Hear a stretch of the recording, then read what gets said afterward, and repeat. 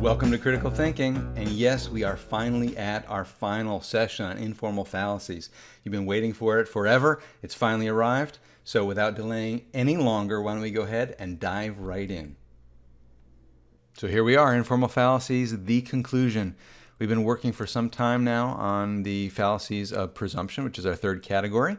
And here we've been working on fallacies of presumption in inductive reasoning specifically. This time we'll be focusing on what we call missing evidence. So let's take a look at the various fallacies, or at least the names very briefly of the various fallacies that we're going to see in this final session. So since this is our last session, we can say that these last four fallacies might be called the ultimate fallacies, although they aren't really any more common, or maybe in some sense less common than many of the ones that we've already tackled. But as usual, I'm not going to read through the names right now, but I'm going to start by going back and giving a description of our concluding subgroup, and then we'll jump into the fallacy. So what do we mean by missing evidence? Well, it's an attempt to draw a conclusion from no real evidence. Remember, induction never results in certainty, and some argue it never yields truth, so you can imagine how attempts at induction from no particular evidence could only arrive at truth by accident. And of this, I think we can be certain.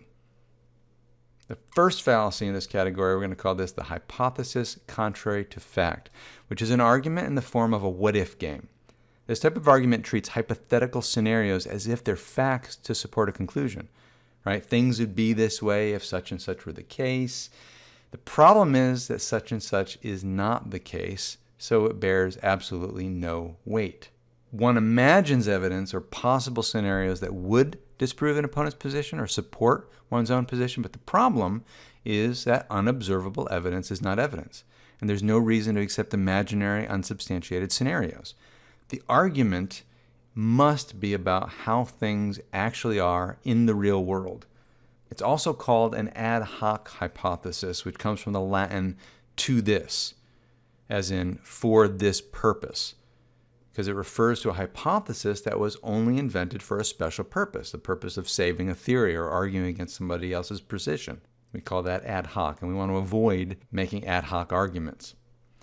So let's look at some examples of this. If Hitler had never invaded Russia, the Nazis would have won World War II. Maybe. We'll never know. If you'd taken that course in automotive repair right after high school, you'd be living in your own apartment and you'd be financially stable right now. If Earth's initial conditions were such that living cells could form in the ocean through natural processes alone, there'd be no need for a theory like an intelligent designer. If you would have taken a shower more often, you'd still be dating her. The U.S. government staged 9/11 so that they could justify turning us into a police state and taking away our civil liberties in order to control the citizens. The news networks won't expose the truth because the government pays them off, and the government paid terrorist organizations to pretend that they were in on it too. Maybe there's no archaeological evidence for the events described in the Book of Mormon because God wants us to accept the book on faith, so he won't let us find evidence for it. Our next fallacy is called fake precision, which is when somebody just throws out numbers or statistics that seem too precise to confirm. Now, using statistics can be problematic in general due to the numerous ways things can be framed and manipulated. But there are often problems citing exact statistics, and this is because some polls that are taken only allow for like a yes or no answer, when answers might be a lot more complicated than that. Or a sample poll might be what we call biased, meaning that it's not truly representative of the real world situation. Let's look at some examples of fake precision. A recent poll reveals that most Americans believe the U.S. should pull all troops out of Afghanistan. Now, if the questionnaire asked, do you think the U.S. should pull troops out sooner or later? The wording of the question would allow for pollsters to be able to twist the data to sound like all Americans support ending the war without qualification. That's what I mean by being able to manipulate your statistics. Another example, mouthwash ad. Over 100 million Americans have bad breath, so buy our mouthwash. I'd like to see that study. I don't know how they would even conduct such a study. The president's policies saved 10.3 million people from losing their jobs. The next fallacy is called the appeal to probability, or simply the gambler's fallacy. And an appeal to probability is an assumption that because something can happen, then it will or did happen. Remember, possibility does not imply probability or likelihood. Probability is not necessity. Just because something has the potential to happen doesn't mean that it'll actually happen. Take a look at this little video clip. Just give it to me straight. I came a long way just to see you, Mary. Just, least you can do is level with me. What are my chances? Not good.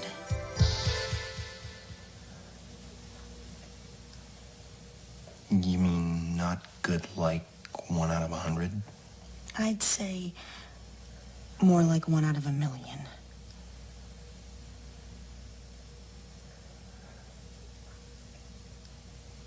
So you're telling me there's a chance? Yeah! All right, some other examples, a little bit less humorous. It's possible for amino acids to fall into the precise order to form proteins, and then for the right kinds of proteins to form at the same time and in the same place in order to form the building blocks of cells.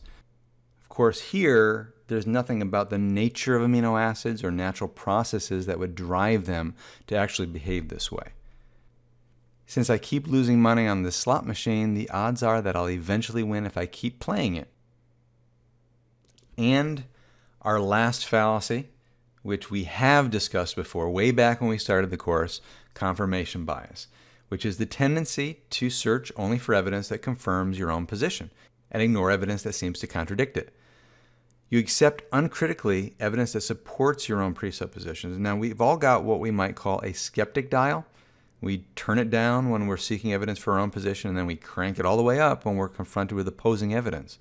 And you can always find evidence that you're looking for because you have the ability to interpret the data in a way that confirms your position.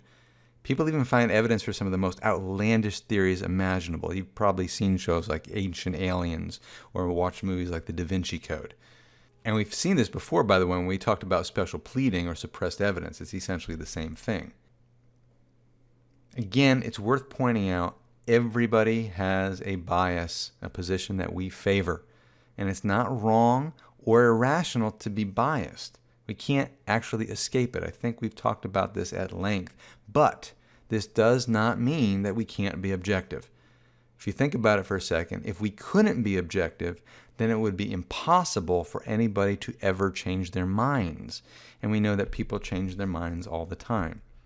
So let's take a look at a few examples of bias. George Bush was behind 9/11 because our intelligence is too good to be outwitted by terrorists that live in caves. Or, I think that girl likes me too because every time I look at her, she looks back at me.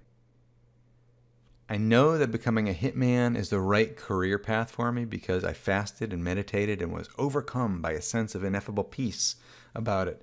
And then on the same day this happened, I saw a commercial for both Pulp Fiction and John Wick. I think this is the universe confirming it. And that very short list brings us finally to the end of the informal fallacies. So with our next video, we are going to be moving completely away from informal fallacies. Though I shouldn't say completely away from informal fallacies because they're going to be important as we go forward and look at different types of thinking. And we are actually going to be sticking with informal logic, and we're specifically going to be moving on and talking about the basics of inductive reasoning. So until then, take care, and I'll see you in the next video.